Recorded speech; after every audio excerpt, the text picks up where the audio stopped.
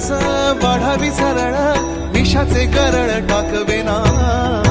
जगण्याचे देवा लाभो ऐसे बळ